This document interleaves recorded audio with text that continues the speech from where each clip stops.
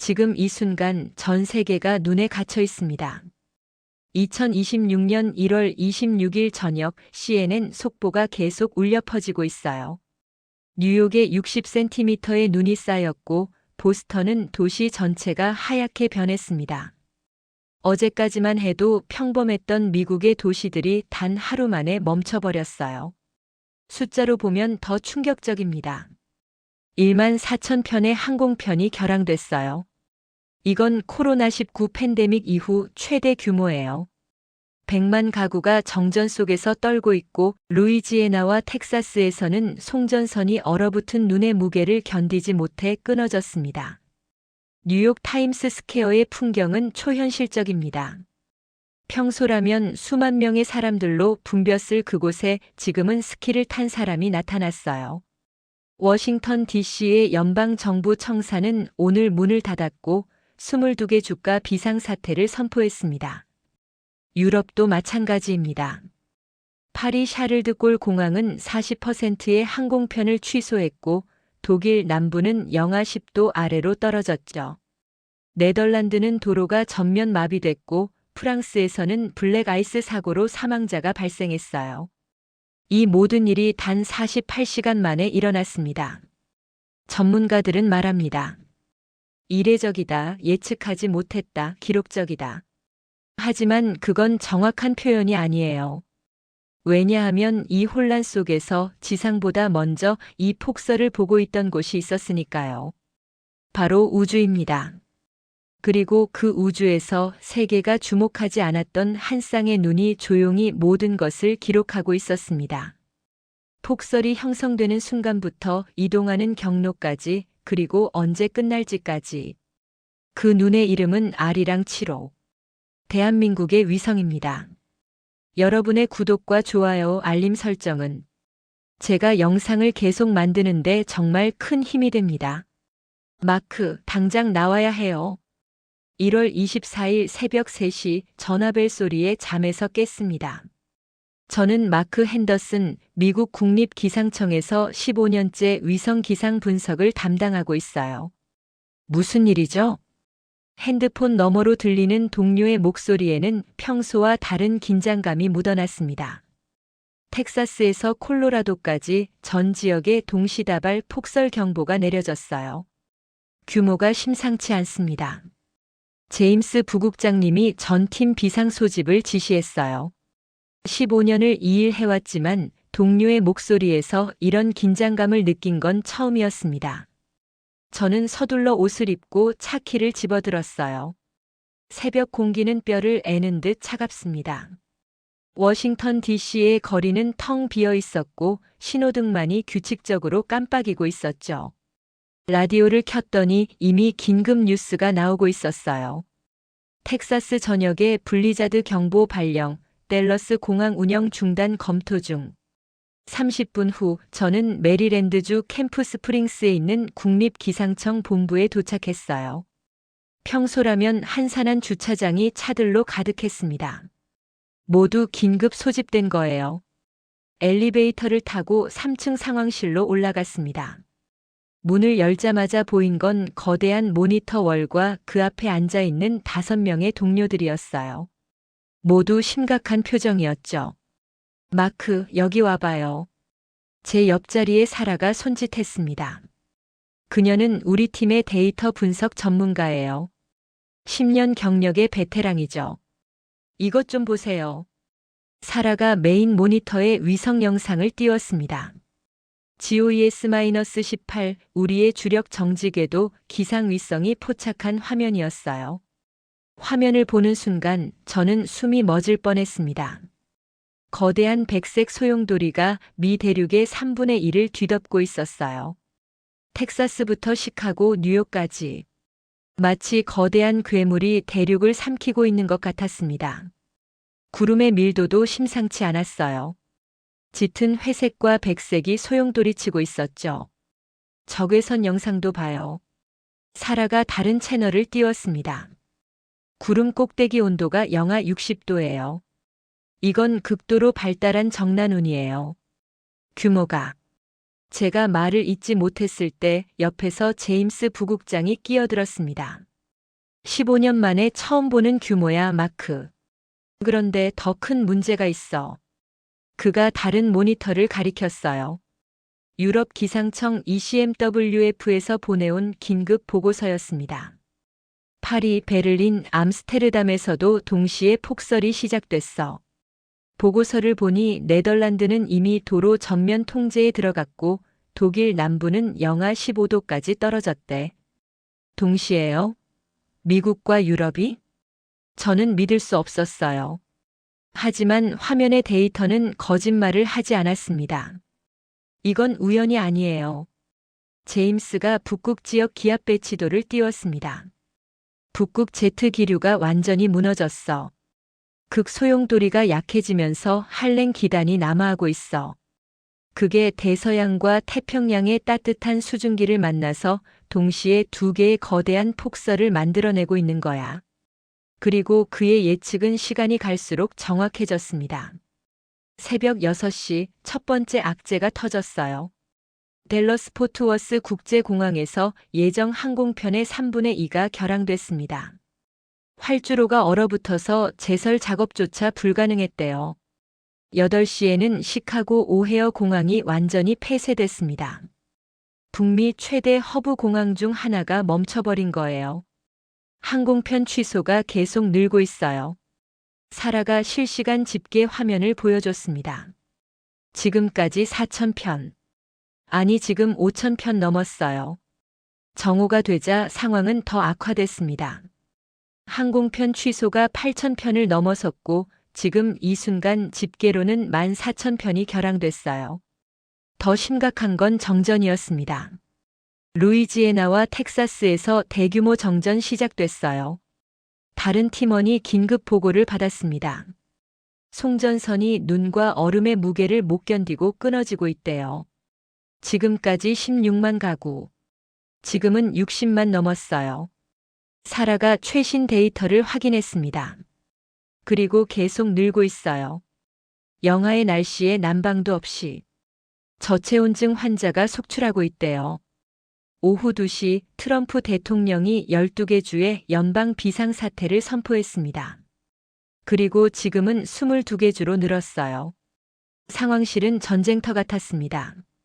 전화벨이 쉴 새 없이 울렸고 각 주 정부와 공항, 전력회사에서 보고가 쏟아졌어요. 우리가 예측하지 못한 거야. 제임스가 주먹으로 책상을 쳤습니다. 그의 얼굴에는 좌절감이 역력했어요. 폭설이 이렇게 빨리, 이렇게 광범위하게 확산될 줄은.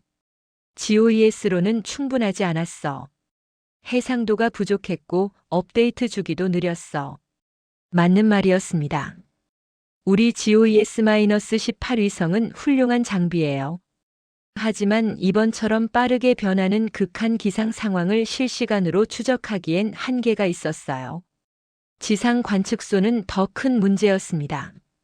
이미 눈이 내린 뒤의 상황만 볼 수 있었죠. 우리는 항상 한 발 늦었어요. 오후 4시 제임스가 팀 회의를 소집했습니다. 우리에게 필요한 건 예측이야. 이 폭설이 어디로 이동하고 언제 끝날지를 알아야 해. 그래야 사람들이 대비할 수 있어. 모두가 고개를 끄덕였지만 아무도 확답을 주지 못했습니다. 우리의 예측 모델은 6시간 단위로 작동했거든요. 하지만 이 폭설은 시간 단위로 변하고 있었어요. 그때였습니다. 유럽 센티넬 위성 데이터 들어왔어요.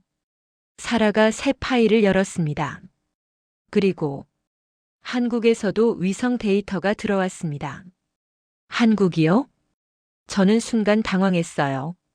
물론 한국이 위성 기술을 가진 건 알고 있었죠. 아리랑 시리즈가 꽤 유명했으니까요. 하지만 지금 이 순간 미국 본토를 덮친 이 거대한 폭설을 한국 위성이 관측하고 데이터를 보내올 거라곤 생각하지 못했거든요. 아리랑 7호라고 합니다. 사라가 파일 정보를 읽었어요.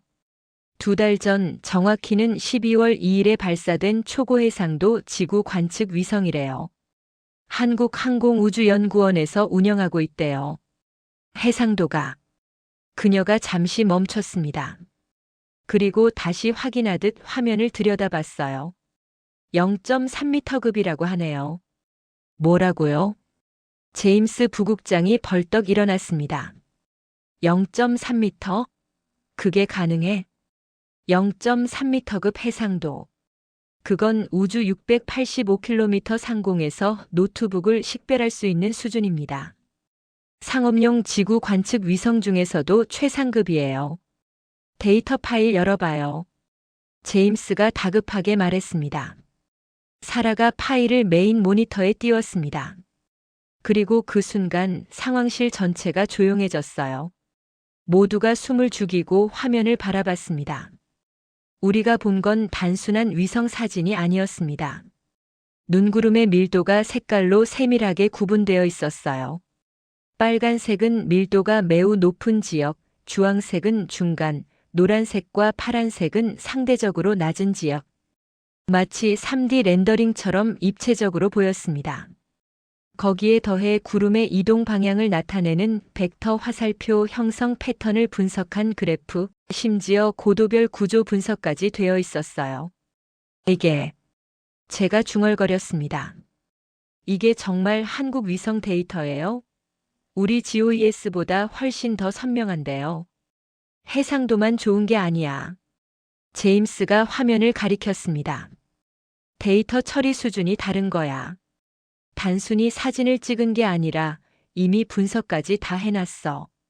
이건 그가 말을 잇지 못했을 때 옆에 있던 로버트 선임 연구원이 조용히 말했습니다. 우리가 생각했던 것보다 훨씬 앞서 있었네요. 한국이. 상황실에 잠시 침묵이 흘렀습니다. 모두가 같은 생각을 하고 있었어요.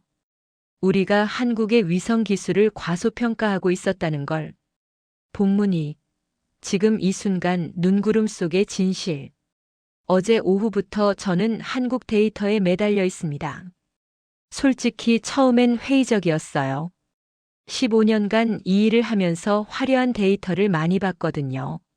하지만 정작 현장에 적용하면 별로인 경우가 많았죠.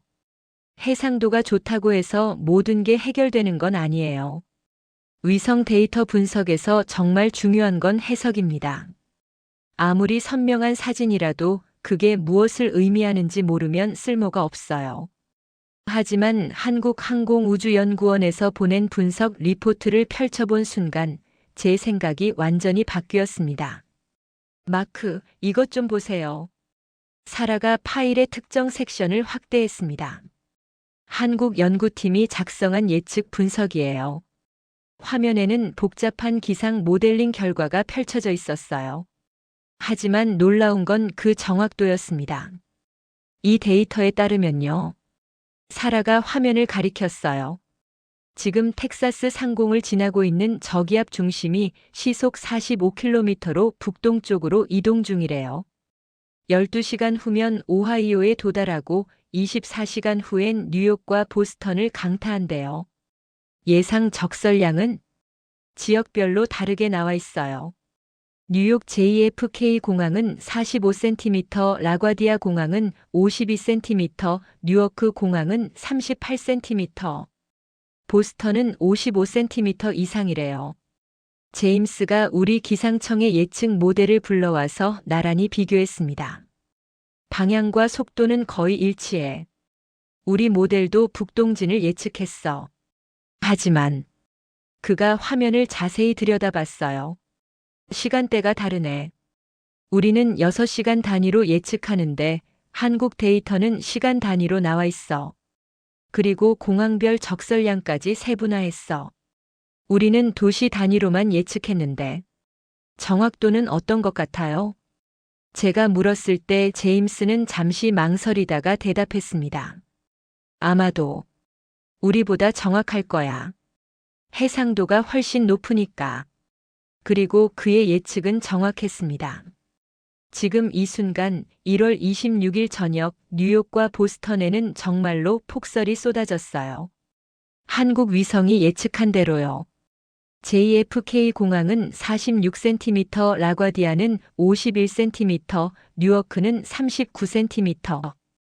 오차가 12cm밖에 안 됐습니다. 이건 단순히 운이 좋은 게 아니에요. 로버트 선임 연구원이 말했습니다. 체계적인 분석이야.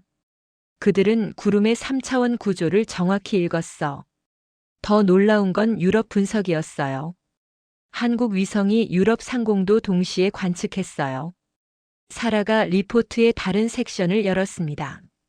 그리고 이 두 폭설이 같은 북극 한파에서 시작됐다는 상관관계 분석까지 있어요. 화면에는 북반구 전체를 아우르는 거대한 기상 다이어그램이 펼쳐져 있었습니다. 북극 제트 기류의 약화 극소용돌이의 분열, 한랭 기단의 남아 대서양과 태평양 수증기와의 충돌 동시다발 폭설 생성. 모든 과정이 단계별로 설명되어 있었고 각 단계마다 위성 관측 데이터가 뒷받침하고 있었어요. 이 분석이 맞다면 제임스가 천천히 말했습니다. 이건 단순한 겨울 폭풍이 아니야. 기후 시스템 전체의 변화를 보여주는 신호야. 기후 변화 때문이라는 거죠? 아마도. 북극이 빠르게 따뜻해지면서 제트 기류가 약해지고 있어. 그래서 한랭 기단이 더 자주 더 남쪽까지 내려오는 거지. 올겨울만의 문제가 아닐 수 있어. 상황실에 무거운 침묵이 흘렀습니다. 그리고 그 침묵을 깬 건 사라였어요. 그런데 말이에요. 이 분석을 가장 먼저 가장 정확하게 한 게 한국이에요. 제가 그녀의 말을 끝냈습니다. 오늘 오전 10시 저는 한국항공우주연구원에 감사 이메일을 보냈습니다. 귀 연구원에서 제공해 주신 아리랑 7호 위성 데이터가 이번 폭설 대응에 큰 도움이 되고 있습니다. 정확한 예측 덕분에 많은 생명을 구할 수 있었습니다. 심심한 감사를 드립니다. 솔직한 심정이었어요. 한국 데이터가 없었다면 우리는 지금도 폭설의 이동 경로를 제대로 예측하지 못했을 거예요. 30분 후 답장이 왔습니다. 생각보다 빨랐어요.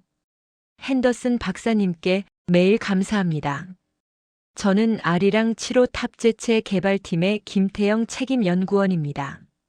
저희 데이터가 박사님과 미국 국민들께 도움이 되고 있다니 연구팀 전체가 기쁘게 생각합니다. 아리랑 7호는 지난 12월 2일 남미 기아나 우주센터에서 발사됐습니다. 정확히 55일 전이에요. 아직 초기 운영 단계이지만 이번처럼 긴급한 상황에서 실질적인 도움을 드릴 수 있어서 보람을 느낍니다. 겨우 2달도 안 된 위성이 지금 전 세계 기상청을 돕고 있다는 사실이 놀라웠어요. 이메일은 계속됐습니다. 이 프로젝트는 10년 넘게 준비했습니다. 2017년 5월 시스템 설계 검토 회의로 시작해서 2019년 상세 설계, 2020년 위성 본체 개발, 2023년 탑재체 개발, 그리고 2024년 한 해 동안 모든 환경 시험을 마쳤습니다. 특히 0.3m급 해상도를 달성하는 게 쉽지 않았습니다. 광학 렌즈 설계부터 센서 정밀도, 궤도상 진동 보정, 대기 산란 보정까지 모든 요소가 완벽해야 했으니까요. 저는 이메일을 천천히 읽었습니다. 10년. 그 시간의 무게가 느껴졌어요. 얼마나 많은 밤을 지새웠을까요? 얼마나 많은 실패와 좌절이 있었을까요? 하지만 저희 목표는 단순히 고해상도 위성을 만드는 게 아니었습니다. 이 문장에서 저는 밑줄을 그었어요. 세상에 실질적으로 도움이 되는 데이터를 제공하는 것. 그게 저희의 목표였습니다.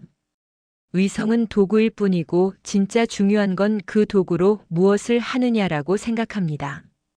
그 순간 저는 이해했습니다. 한국 연구팀이 왜 단순한 위성 사진이 아니라 이미 분석되고 해석된 인사이트를 보내주는지. 그들에게 위성은 목적이 아니라 수단이었어요. 진짜 목적은 사람을 돕는 것. 이메일의 마지막 문장이 인상적이었습니다. 지금 이 순간도 아리랑 7호는 북미 상공을 관측하고 있습니다. 폭설이 완전히 끝날 때까지 내일 새벽까지 실시간으로 데이터를 업데이트해서 보내드리겠습니다. 함께 이 위기를 극복할 수 있기를 바랍니다. 마이너스 김태영 드림 저는 그 이메일을 프린트해서 제임스 부국장에게 가져갔어요. 읽어보세요. 제임스는 천천히 이메일을 읽었습니다. 그리고 고개를 끄덕였어요.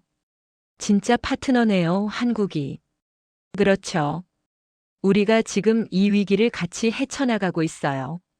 제임스가 이메일을 다시 한번 읽더니 말했습니다. 마크, 이거 상부에 보고해야 해. NOAA 본부도 알아야 하고 아마 백악관 과학기술정책실도 관심 가질 거야. 이미 보고서 작성 중입니다. 저는 노트북을 열어서 진행 중인 문서를 보여줬어요. 한국 아리랑 7호가 이번 위기 대응에서 수행한 역할을 정리하고 있어요. 좋아, 그리고 마크. 제임스가 진지한 표정으로 말했습니다. 한국 연구팀한테 정식 협력 제안을 해. 이번 한 번으로 끝낼 게 아니야. 앞으로도 계속 함께 일해야 해. 저는 고개를 끄덕였습니다. 저도 같은 생각이었거든요. 지금 밖을 보면 워싱턴 DC는 완전히 다른 세상입니다. 국립기상청 건물 창문에서 내다본 풍경은 마치 흑백 사진 같았어요. 모든 게 하얗습니다. 도로, 건물, 나무, 차량. 평소라면 붐볐을 펜실베이니아 애비뉴는 텅 비어 있어요. 연방정부 청사가 문을 닫았습니다. 백악관에서 공식 발표가 있었어요. 모든 비필수 연방 직원은 재택 근무를 하시기 바랍니다. 워싱턴 DC 공립학교도 전면 휴교령을 내렸죠. 뉴스를 켜니 전국 각지의 상황이 보도되고 있었어요. 뉴욕 타임스 스퀘어의 특이한 광경입니다. 평소 수만 명의 사람들로 북적이던 이곳에 지금은 스키를 탄 사람이 나타났습니다. 카메라가 비추는 화면 속에서 정말로 한 남자가 스키를 타고 42번가를 지나가고 있었어요. 주변엔 사람이 거의 없었죠. 몇몇 용감한 시민들이 스마트폰으로 사진을 찍고 있을 뿐이었습니다. 보스턴 로건 국제공항입니다.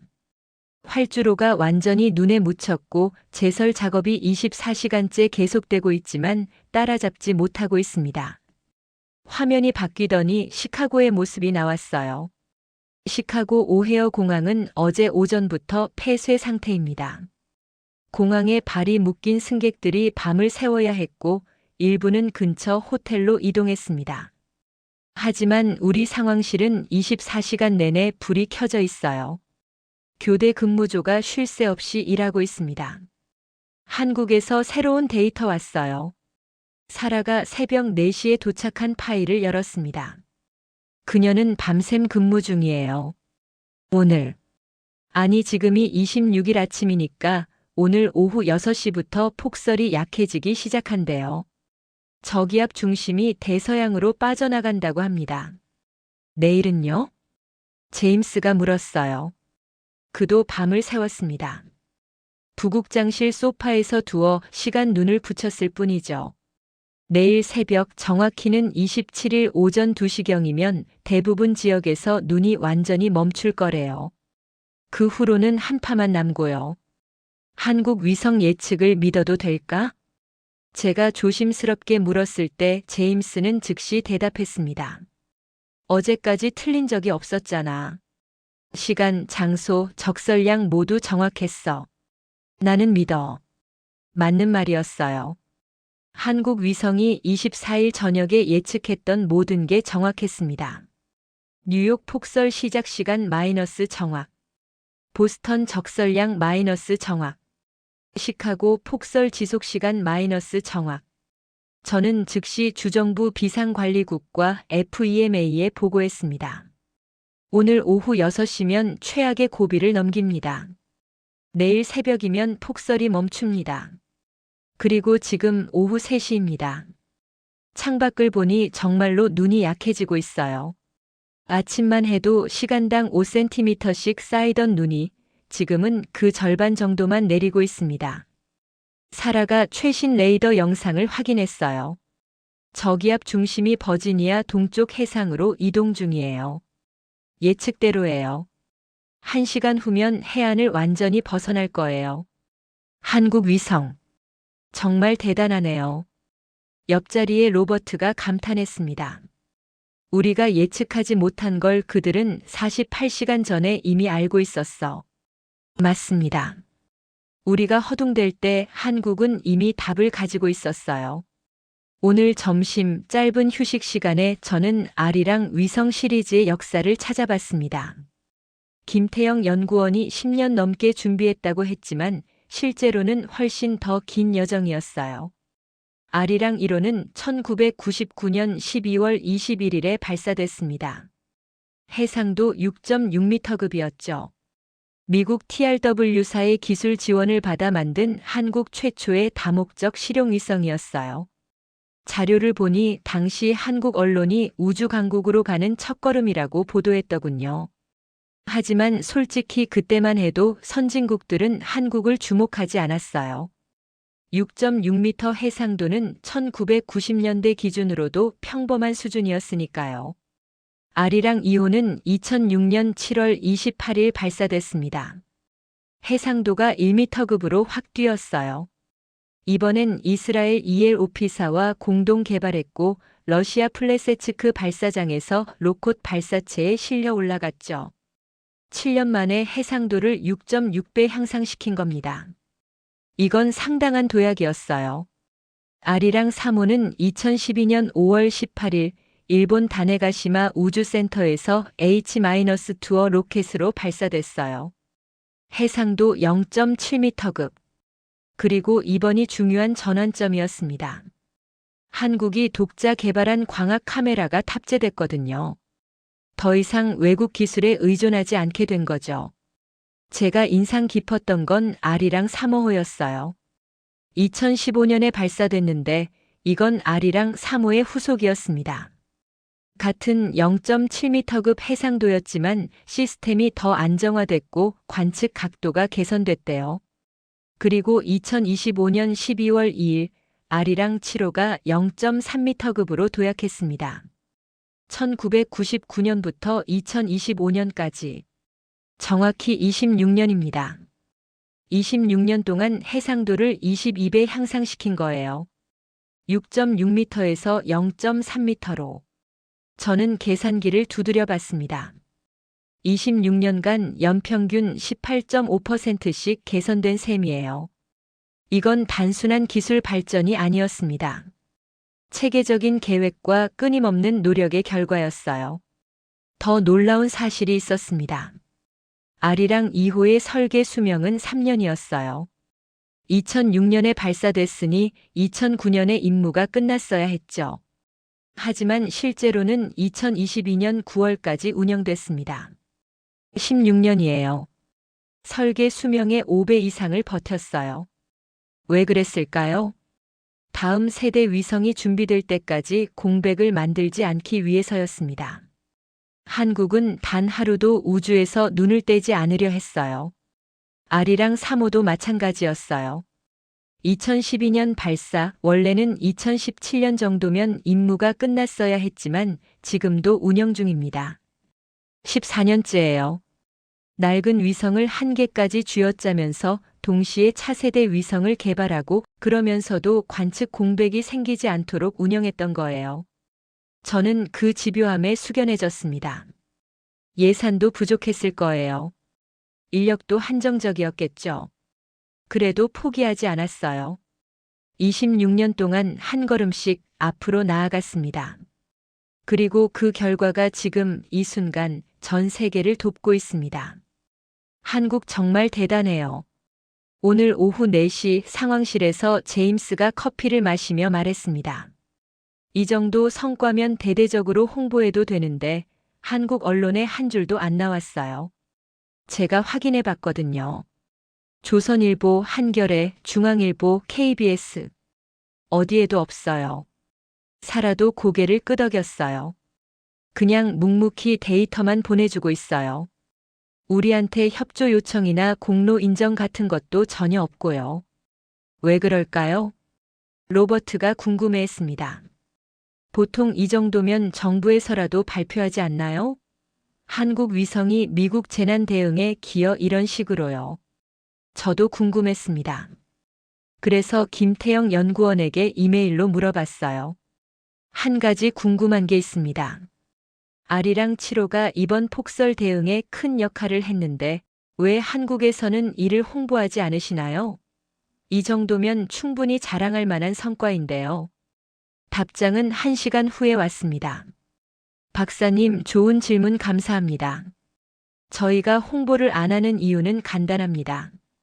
이게 저희 일이니까요. 위성이 지구를 관측하는 건 당연한 겁니다. 그리고 그 데이터로 누군가를 돕는 것도 당연한 일이고요. 소방관이 불을 끄고 나서 자랑하지 않는 것처럼 우리도 할 일을 했을 뿐입니다. 지금 박사님 상황실에서 우리 데이터가 쓰이고 있고 그 덕분에 미국 국민들이 미리 대비할 수 있었다는 것. 그것만으로도 충분히 보람 있습니다. 특별히 자랑할 이유는 없어요. 저희는 그저 맡은 바 임무를 다하고 있을 뿐입니다. 마이너스 김태영. 저는 그 이메일을 출력해서 동료들에게 돌렸습니다. 제임스가 이메일을 읽고 나서 천천히 고개를 끄덕였어요. 와, 이게 진짜 프로네요. 맞아요. 사라가 말했습니다.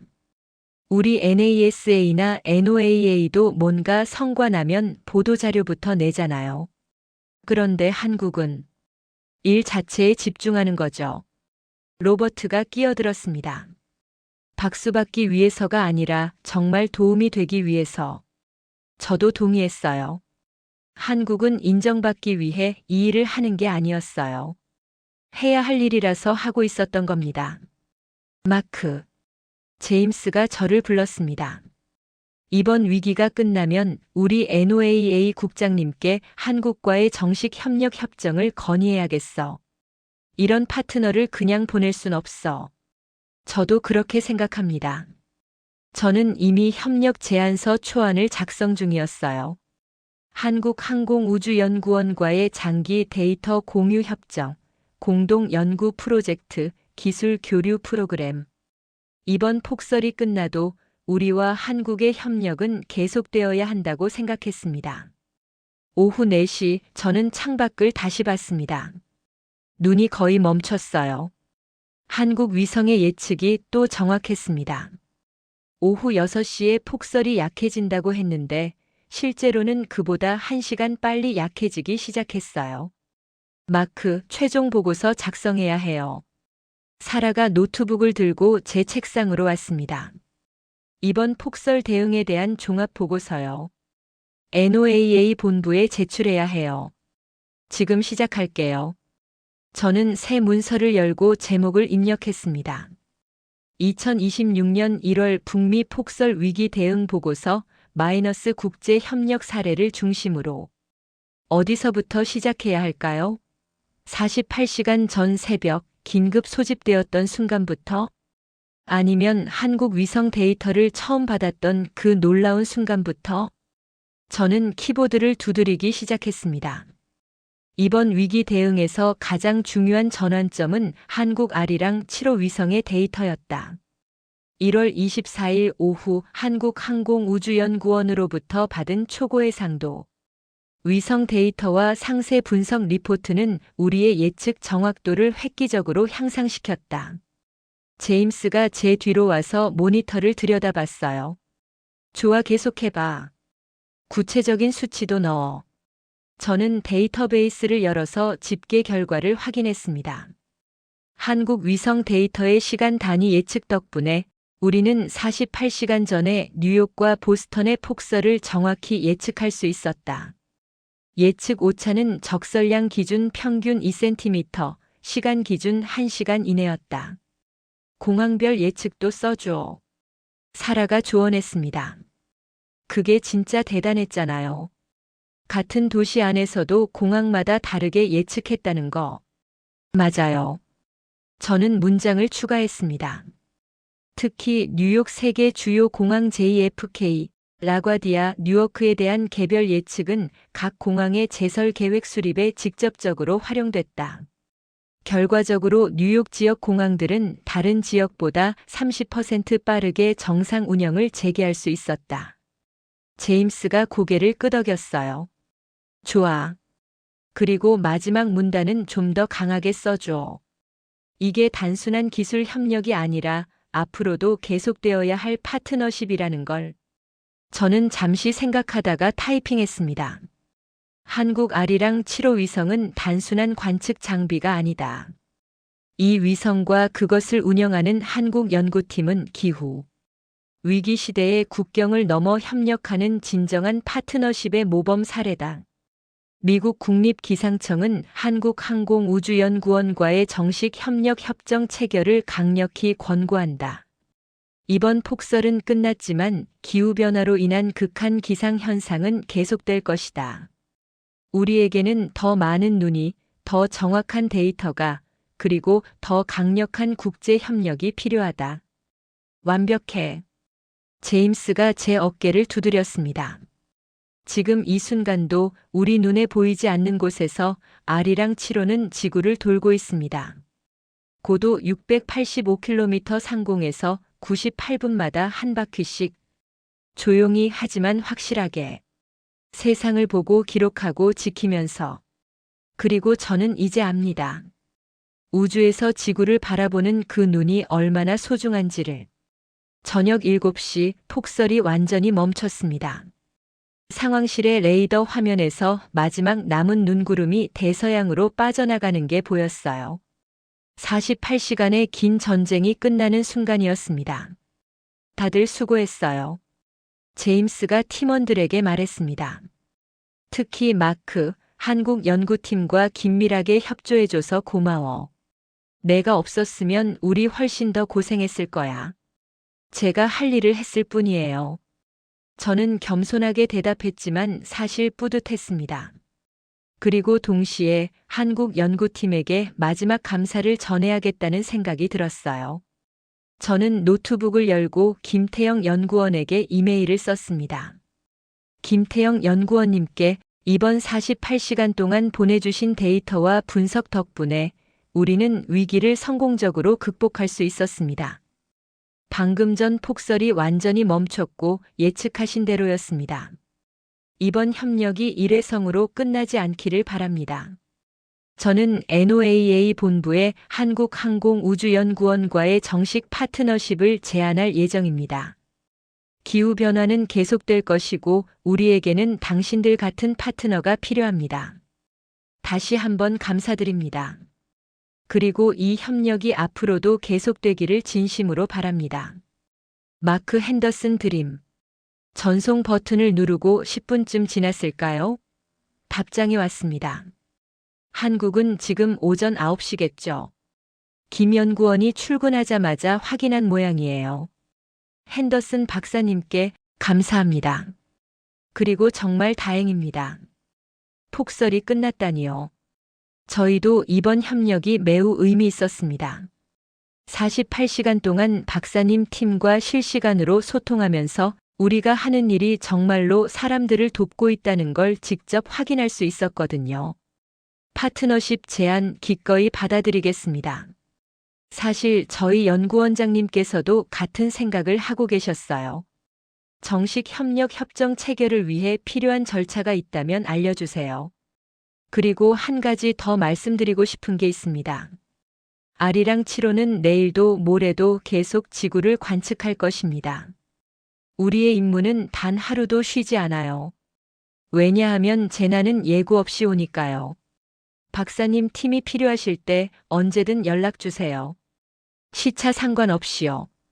우리는 24시간 대기하고 있습니다. 왜냐하면 우리는 같은 하늘 아래 살고 있으니까요.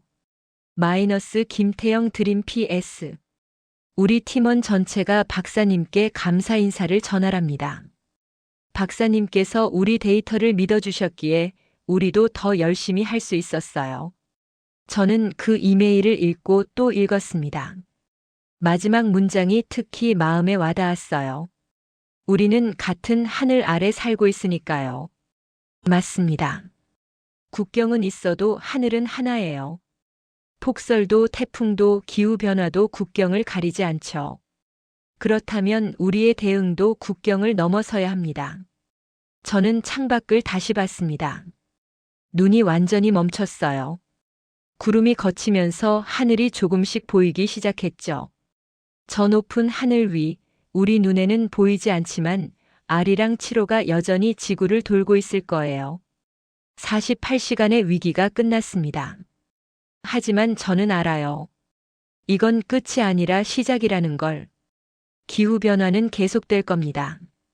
더 강한 폭설이, 더 강력한 태풍이, 더 긴 가뭄이 올 거예요. 하지만 이제 우리에겐 준비가 되어 있습니다. 우주에서 세상을 지켜보는 새로운 동료가 있으니까요. 한국의 아리랑 7호. 그리고 그 위성을 운영하는 단 하루도 쉬지 않는 한국 연구팀. 그 눈은 절대 감지 않을 겁니다. 지금 이 순간 2026년 1월 26일 밤 10시. 미국 전역의 눈이 멈췄습니다. 뉴욕의 제설 차량들이 거리를 누비기 시작했고 보스턴의 공항은 내일 아침부터 제한적 운영을 재개한다고 발표했어요. 워싱턴 DC의 연방정부도 27일부터 정상 근무를 시작합니다. 22개 주의 비상사태는 여전하지만 최악의 고비는 넘겼어요. 숫자로 정리하면 이렇습니다. 100만 가구가 정전을 겪었지만 지금은 80%가 복구됐어요. 1만 4천 편의 항공편이 결항됐지만 예상보다 빨리 정상화되고 있습니다. 사망자는 8명. 만약 우리가 미리 예측하지 못했다면 이 숫자는 훨씬 더 컸을 거예요. CNN에서는 특집 방송을 내보내고 있습니다. 역사적인 폭설, 어떻게 극복했나? 하지만 그 방송 어디에도 한국 이야기는 나오지 않아요. 아리랑 7호도 한국항공우주연구원도 김태영 연구원도 세상은 모릅니다. 이번 위기를 극복하는데 한국이 얼마나 큰 역할을 했는지. 우주에서 48시간 동안 쉬지 않고 지구를 관측하며 실시간으로 데이터를 보내주고 정확한 분석을 제공했다는 걸 한국 언론도 보도하지 않았어요. 조선일보도 KBS도 한겨레도 아무도 이 이야기를 하지 않습니다. 하지만 저는 압니다. 이 상황실에 있던 모든 사람이 압니다. 제임스 부국장도 사라도 로버트도 우리 모두 알고 있어요. 한국이 없었다면 오늘 밤은 훨씬 더 힘들었을 거라는 걸. 제 책상 위에는 프린트한 이메일이 놓여 있습니다. 김태영 연구원이 보낸 마지막 메시지요. 우리는 같은 하늘 아래 살고 있으니까요. 저는 그 문장에 형광펜으로 줄을 그었어요. 그리고 벽에 붙여놓을 겁니다. 앞으로도 계속 기억하기 위해서요. 폭설을 만든 건 자연입니다. 북극의 제트 기류가 무너지고 한랭 기단이 남하하고 따뜻한 수증기와 만나 거대한 눈구름을 만든 건 모두 자연 현상이에요. 하지만 그 자연을 이해하고 예측하고 대비하는 건 사람의 몫입니다. 그리고 지금 이 순간 하늘 위에서 조용히 세상을 지키는 위성이 있습니다. 대한민국의 아리랑 7호. 26년 동안 포기하지 않고 한 걸음씩 나아간 결과 1999년 6.6m 해상도에서 시작해서 2025년 0.3m 해상도까지 도달한 집념. 설계 수명이 다해도 공백을 만들지 않으려 낡은 위성을 계속 운영했던 책임감. 그 모든 것의 결실이 지금 고도 685km 상공에서 98분마다 지구를 한 바퀴씩 돌고 있습니다. 보이지 않지만 절대 멈추지 않는 세상을 지키는 눈. 화려한 발표도 없고 큰 박수도 없지만 그저 묵묵히 자기 역할을 다하는 존재. 그것이 바로 진짜 위대함입니다. 그리고 그 위성이 지금도 이 순간에도 우리 머리 위를 지나가고 있습니다. 조용히. 하지만 확실하게. 대한민국은 이미 하늘에서 세상을 지키고 있습니다.